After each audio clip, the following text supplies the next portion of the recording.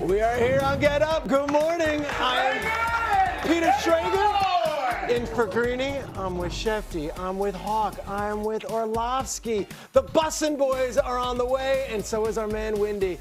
Speaking of Windy, let's start with the NBA. LeBron goes home. The Lakers taking on the Cavaliers. Going his triumphant return to Cleveland. There's LeBron back where it all started. He's been there twice, and now he's a Laker.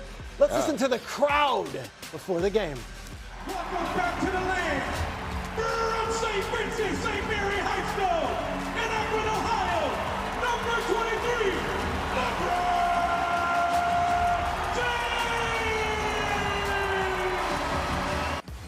James. Let's get to the actual game action here. LeBron early on gets dunk here. Lakers, Cavs, watch Luka here. Luka on the three-point line, and then you'll see this. He misses the three, but watch his ankle. See, there's a little drop-off off the court. Luka falls off the court into that stands area. This is one of those rare deals in an arena where there is that little step. He would leave the game with an ankle injury. Jeez. And it's good news, because he would return to the game from that ankle injury, and then he would rattle this one in here from three. Luka's okay, folks. All right. Lakers here, down 4. Watch LeBron backing in, finds Luka. We've got a game. Got a game going into the half here. Third quarter action. Cavs start to get going. They're up by 5. Here's Donovan Mitchell. Spida hits the 3. Then here he finds DeAndre Hunter. He knocks down the 3. Cavs are pulling away. Watch this here. LeBron. Cavs are pulling away. Watch this here. LeBron. Here's this whole homecoming. We do the whole thing, turns it over. Here's Donovan Mitchell. And it's over. Gonzaga legend Drew Timmy. Posterizes him there. Gets a little push done. Lakers. I don't like that. Would not end well here. They'd lose 129 to 99. But all eyes were on LeBron. Reporters asked him about his future after the game.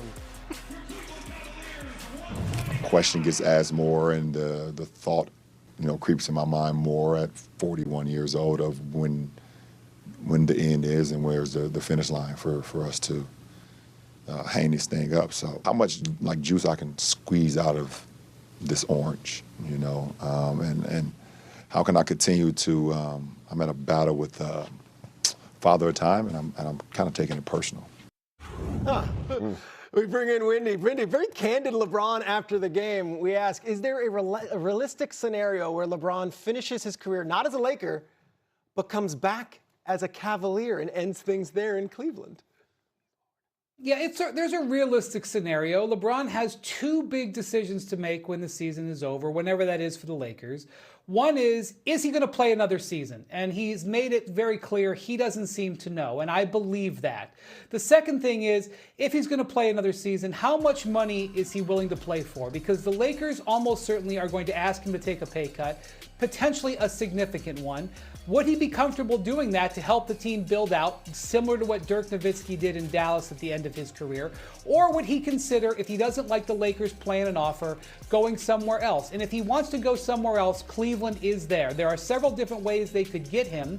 They definitely have a team where he would fit in, depending on what they might do in the offseason, but they're not going to be able to pay him a huge amount of money. So really this comes down to where his comfort level in doing that is, especially with his family based in LA and the Southwest, with his son playing in Arizona and his other son playing for the Lakers. Okay, Windy, we're here in New York City where every question is, who's the Giants offensive coordinator going to be, and are we going to get Giannis? The 2-time MVP. We now know, Shams reported yesterday, that Milwaukee is now listening to offers. When you talk to people around the league, which teams are viewed as realistic suitors for Giannis in a trade?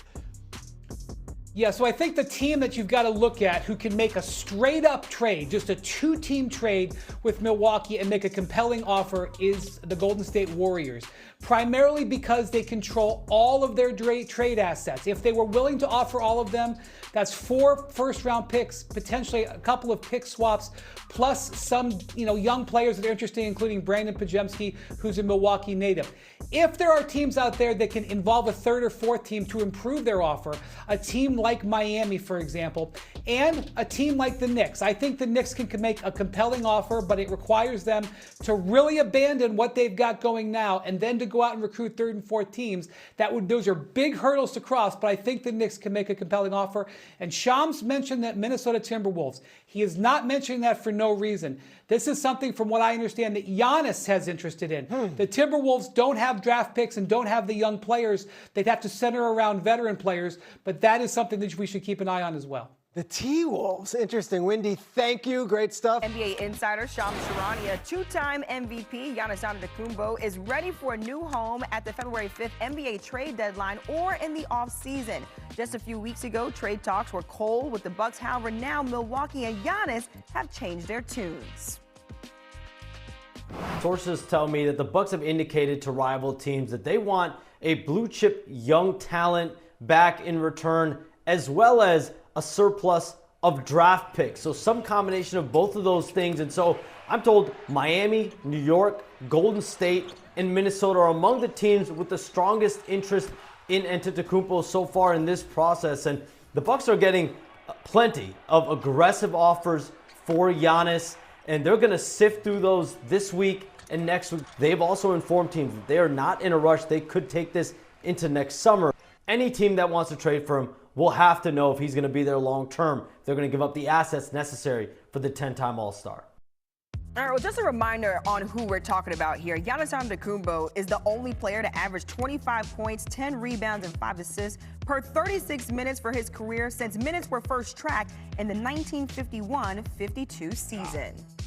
Celebrated by Cleveland and that crowd, LeBron was moved to tears after seeing that video pregame. Early first quarter, LeBron takes the outlet pass from Luka, gets the dunk to go. LeBron on the score sheet early. Doncic again hits LeBron on the outlet, makes the tough layup. LeBron only with 6 first-half points, which is tied for the fewest and a half against the Cavaliers in his career. So let's go to the fourth quarter. LeBron was on the bench, and fans, they were ready to see the future. Bronny James.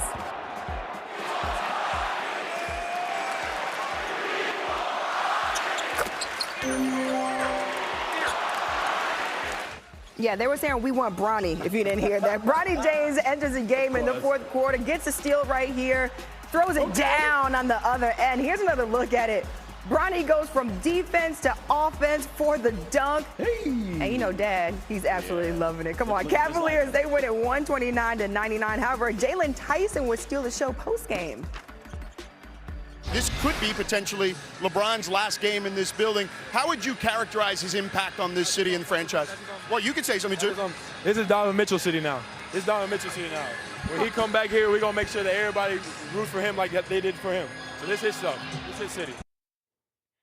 Okay, Anscape senior writer David Dennis Jr. joins us right now to talk a little bit more about LeBron James. But David, you know, we can't start without addressing that right there. Your reaction when you saw that post-game clip? I turned into a meme all last night because I was watching my brother do that, and I was like, bless his heart. Just bless that baby's heart. I know he was just 10 months old when LeBron started in the league. He don't know no better. Just bless it. Just put some praying hands on that baby. I'm glad he apologized after the game, but that's the definition of too much dip on the chip for the young stars. Too much dip on the chip. That was not on my bingo card this morning. An emotional return for LeBron in Cleveland last night. However, do you think it's the last time that he'll be playing there? Absolutely not. I think the only way this is the last time is if he plays for another team and he's like injured when they're in Cleveland. But I think their chances are LeBron being in a Cleveland jersey are higher than this being the last time that he plays in Cleveland. I think that just speaks to the fact that for the first time really in LeBron James's career, he doesn't know what his next step is. We don't know what his next step is. This guy is always 5 steps ahead, but this thing with the Lakers has a lot of question marks. I think he thought he was going to end his career in LA, but that has fallen apart. So this offseason, things are wide open. But I know this for sure. If LeBron James is going to have his last game in Cleveland, he's not going out with 11 points. He's going to go out like Kobe, putting up 50 shots to put a show for that city. Yeah, just like you mentioned, those 11 points were his fewest in a game against the Cavaliers in his career. Meanwhile, Shams reporting that Giannis is preparing to move on from the Bucks. We're exactly 1 week away from that trade deadline. We talked about this. We want to be removed from the group chat, but how do you see the situation ending? Amina, this is going to hurt me to say, and it pains me. The Bucks have wasted 6 months of my life, but as I'm saying this, it's going to hurt me.